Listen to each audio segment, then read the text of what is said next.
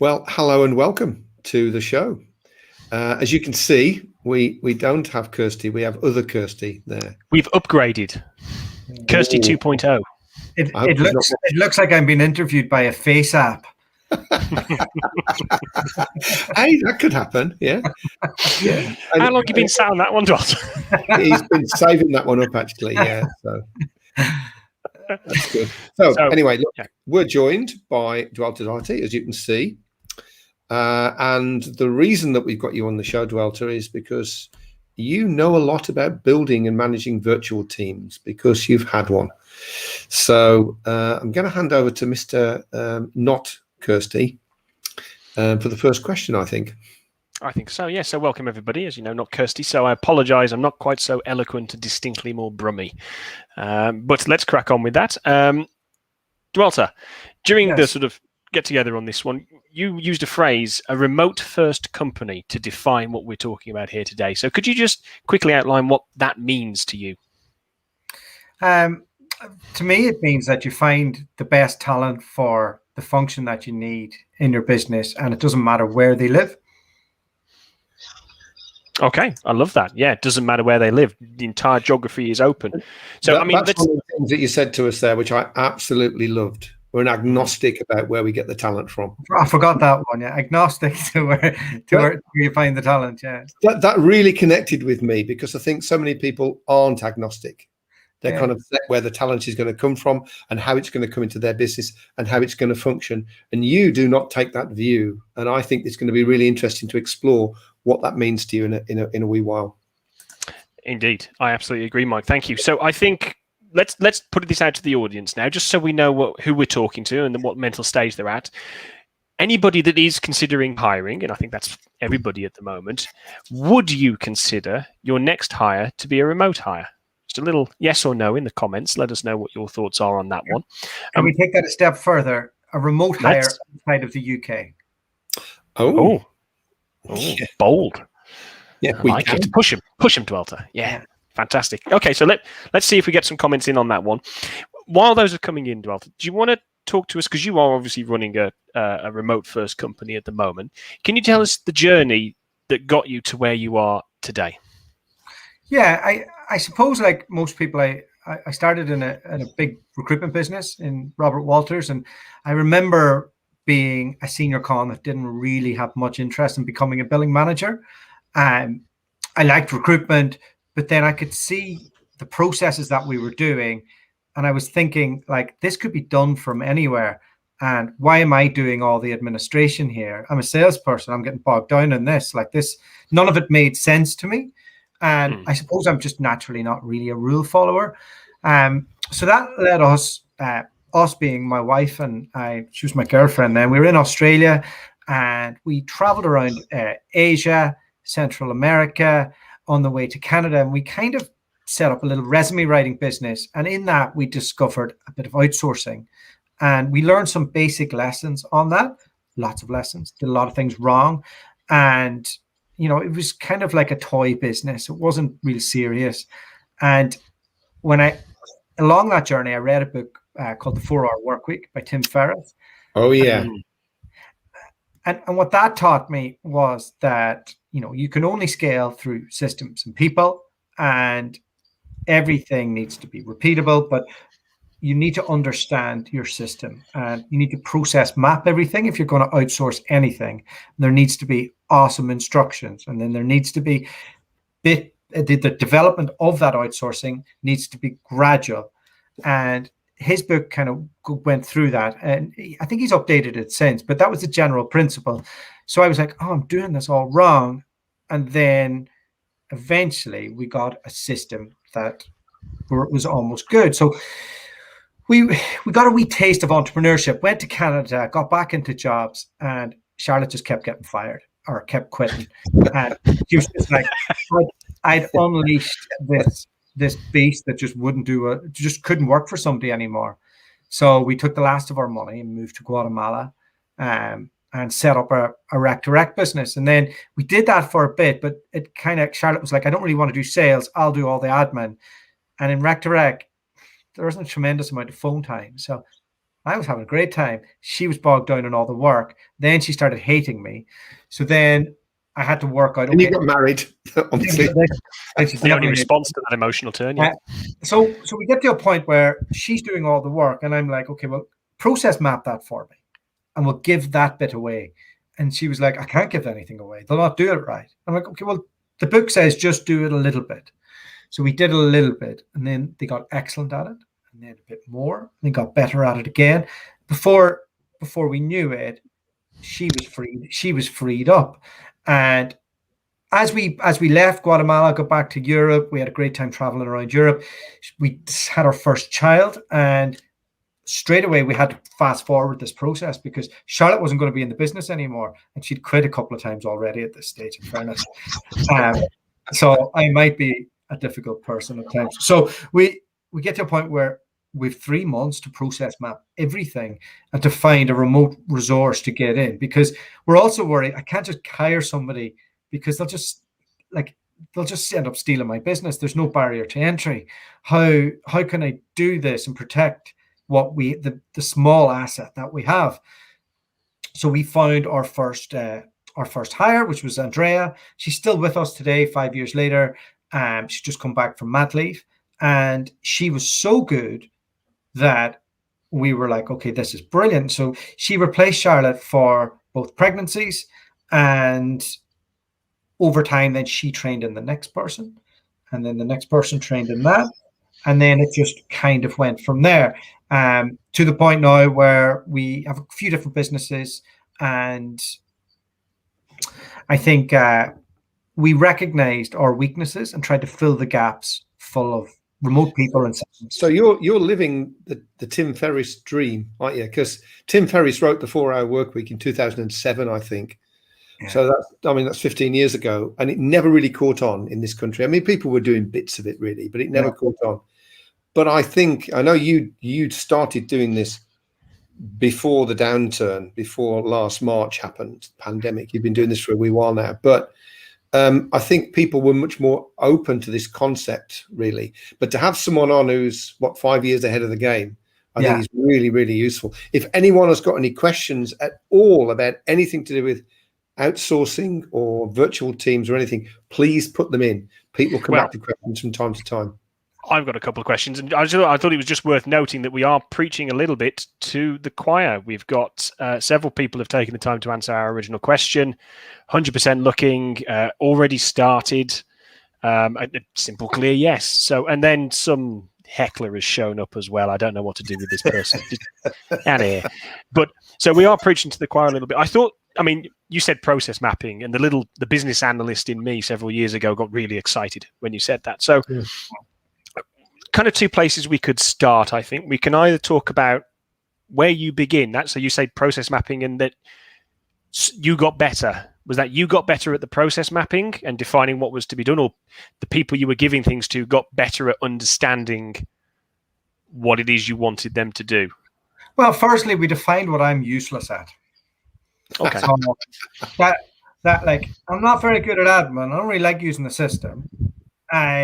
I'm your typical big biller in the office that's joining the dots, but isn't really able to translate that to anybody else. They're in every office. So I was self-aware to realize that was the case. I also knew that Charlotte didn't have, at that time, the long-term drive to be in the company. It was like she was going to do it, and then maybe she would go back to internal recruitment. And that never happened because one thing leads to another. So she was the skill that was able to work out the different systems and processes. And so what happens from the moment that you want to get a candidate to where you find them, how you engage with them, what happens then, who does go into, what's the flow? Does it go to what, from LinkedIn to WhatsApp to who does the diary management after the call? Who does the candidate then go out to? Who coordinates that? Who are the extra people who are the extra clients that you're trying to do business development by sending that spec profile out there?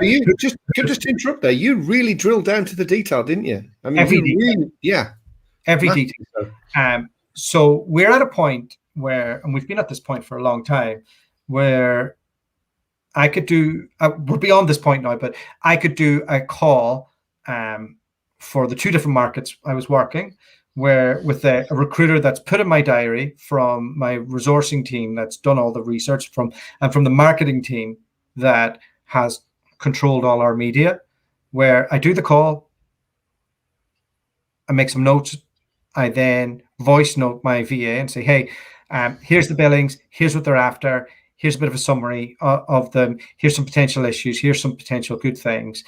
Send me back a profile. So they send me back a profile, I have a look at it, and then I go, okay, amend this, this, and this, send me it. And then once I give the all clear, bring that out to our client list, and then go find me extra clients from that. And then coordinate. And if I need to be jumped in on terms, if I need to be jumped in on a value proposition to work with us, or if I need to be jumped in on going into a bit more of the motivations of the candidate, then bring me into the process and make sure that the client knows that I'm available to them as and when. And then that their system works, and then I'm out in my paddleboard. Yes, quite literally, I expect. I like that ending. Okay, shall we jump? Because we've had a really interesting comment come in. Is someone asking, how do you, Jen Harris Vincent, how do you manage the virtual team? I think before we can answer that, would you like to just quickly run through the virtual team makeup you have now, so people know what it looks like, what the end target kind of looks like? Should we do that? Sure. Let me just bring that up. So, we're about to go on a bit of a rebrand to the Doherty Group because it's getting all a little confusing. But if I have to go through it, I've got Irina on the top left-hand corner and Anastasia beneath her. They're in Serbia and Romania. Irina's been with me for years, and now she's fully 360. So would have been your senior recruiter and your recruiter. Yeah, and the recruiter's development. So that process that I just described, Anastasia does that now for me, but Irina actually runs her own desk, helping recruiters move to Dubai, and she's brilliant. She's been with me for years, and we slowly developed her. And then obviously I've got my podcast. I've got 3 social media people across the 3 different businesses. We've got our scale business that's run by Siobhan, and Siobhan is supported by Andrea, who's been with me for 5 years. And Andrea was that first hire that I mentioned. And Andrea could be plugged into any position in our business outside of the marketing. She's kind of the glue that holds a lot of that team together.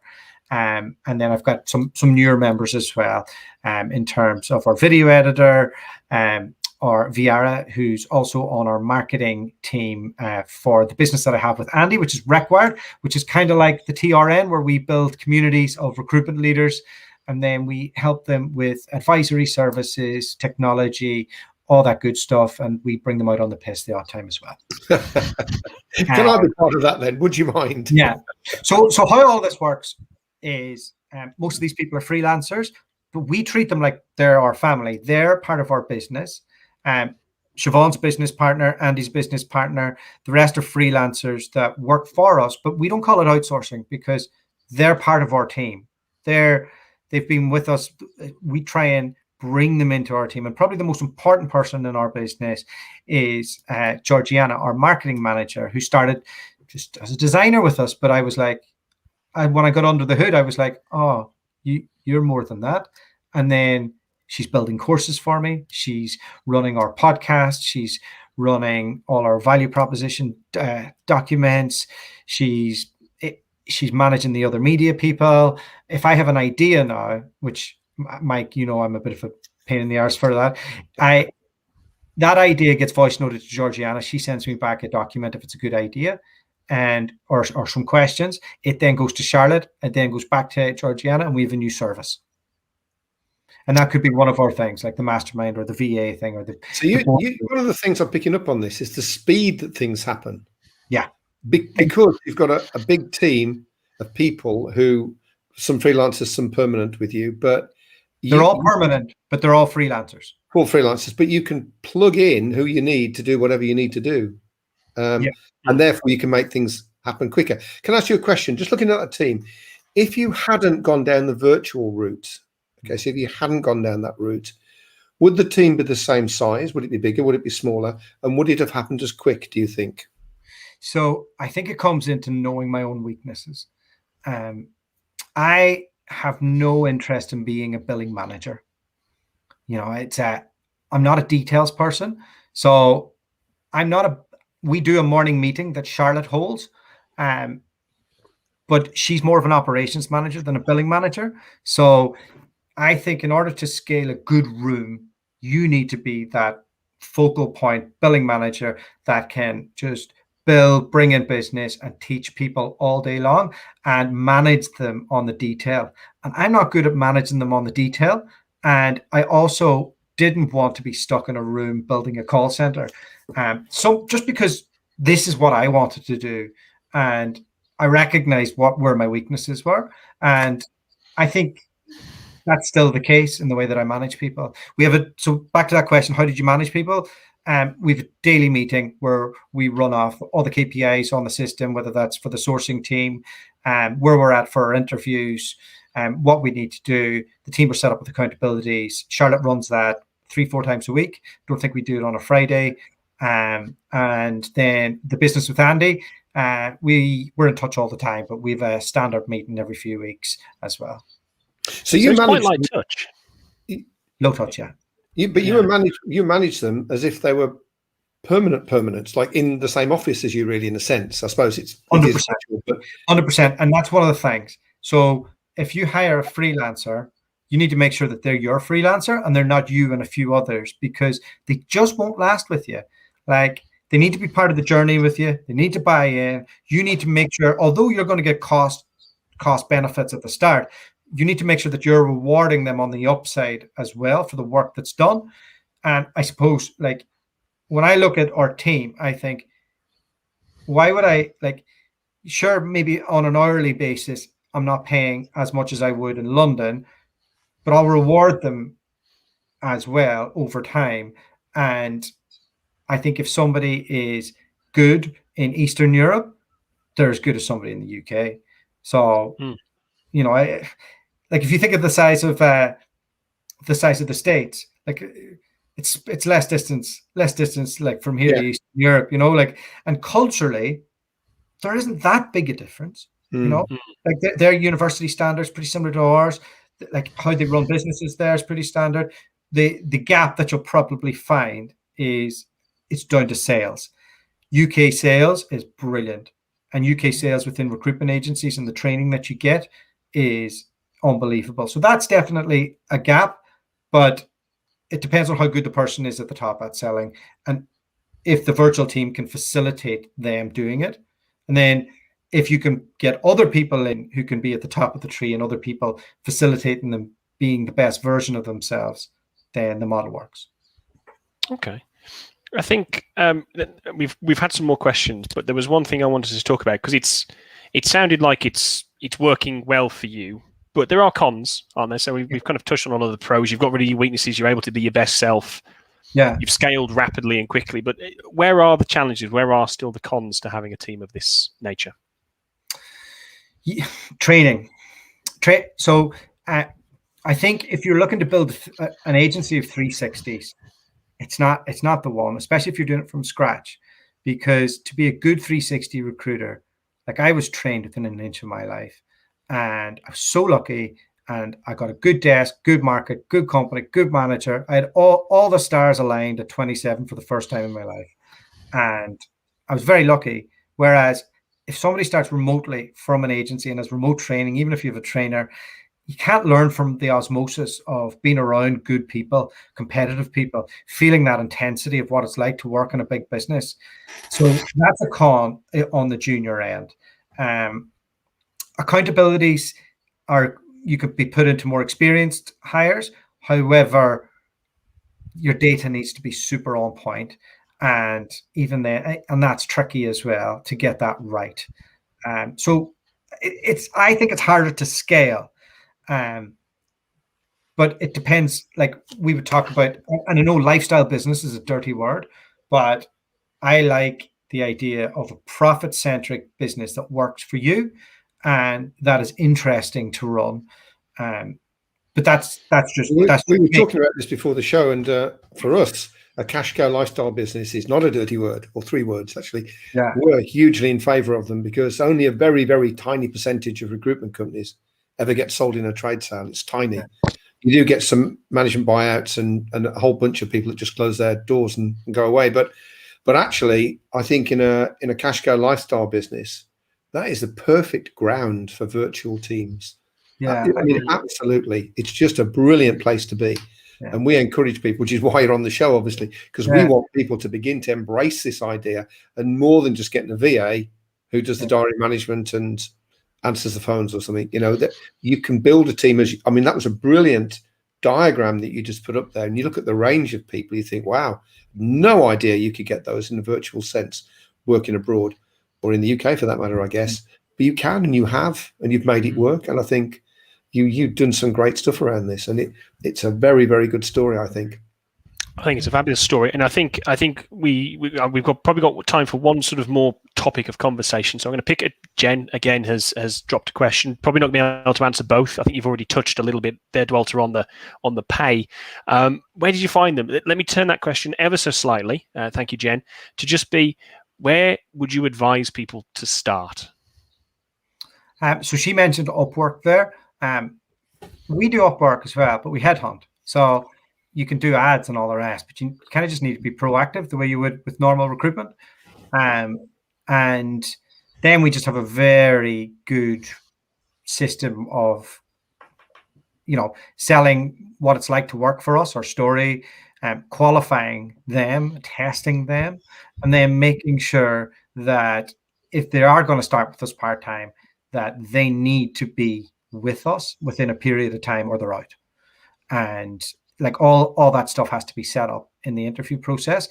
And Charlotte runs that. So we're always doing this. And then Charlotte has a few temp contractors out as well. It's not like something that we really try and push, but just from all the people that we're coaching and some of our clients in Rec to Rec. Mike, you mentioned that you've helped out some of your guys as well.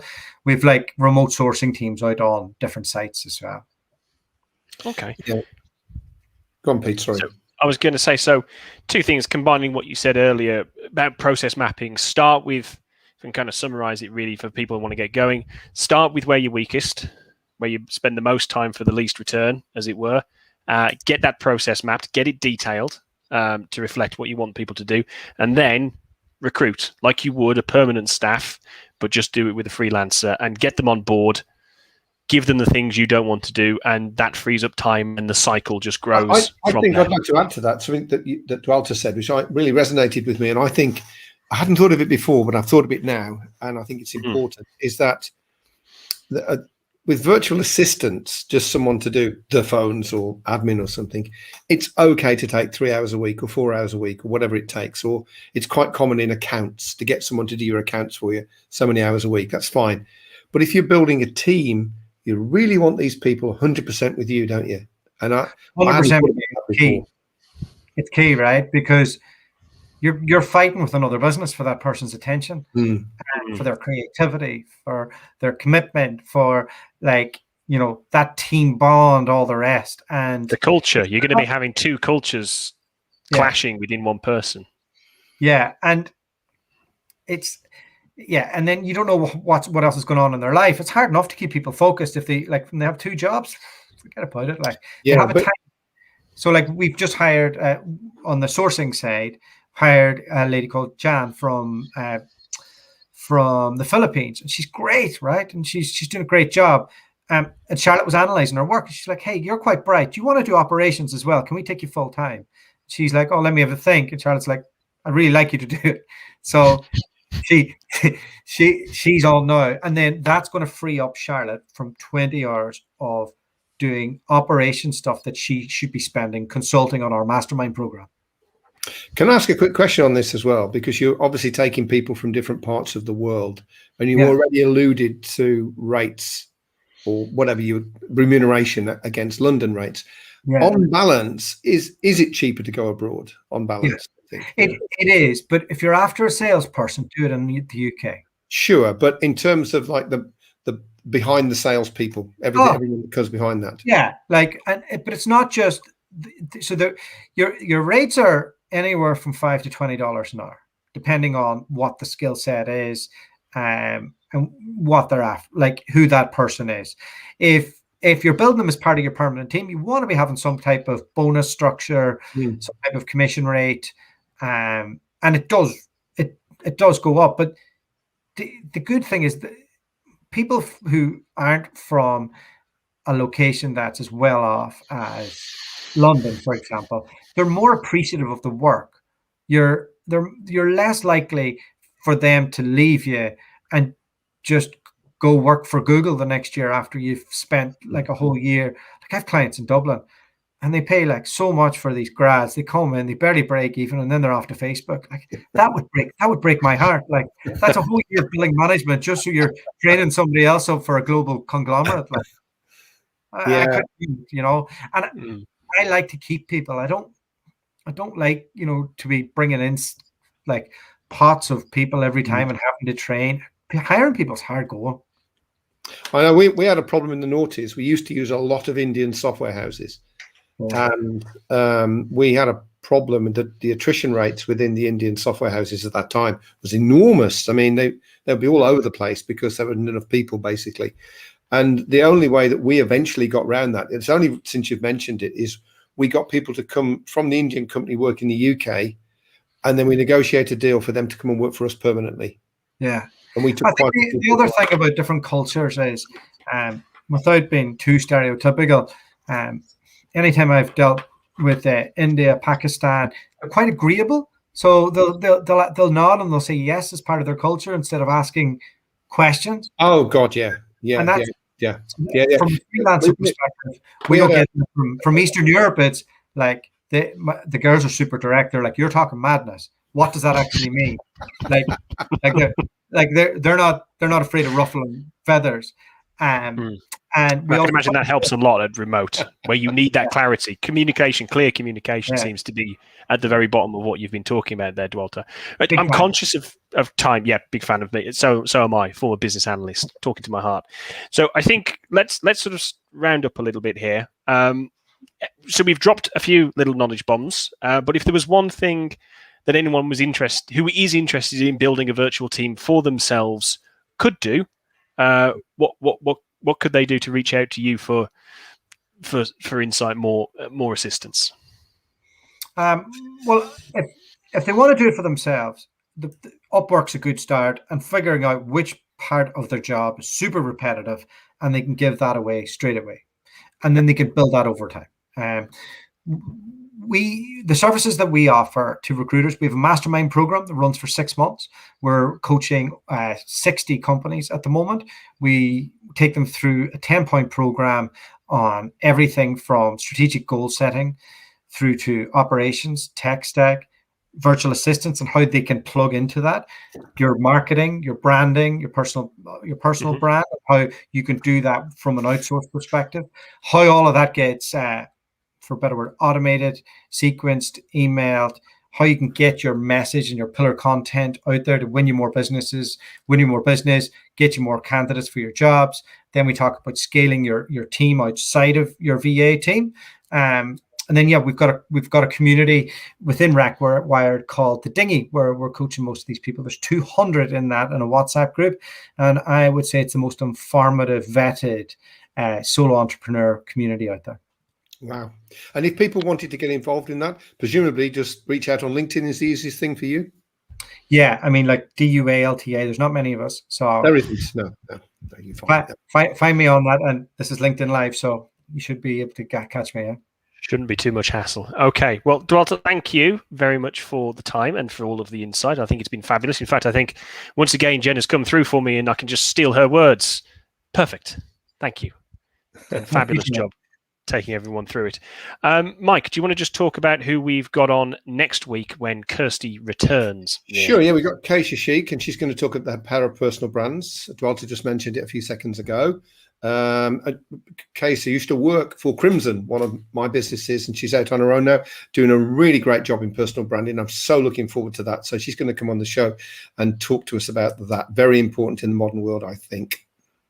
I think so too. Well, I think there we are. We're ending on time. Once again, everybody, thank you for joining us. Mike, do you want to send us off with some final words?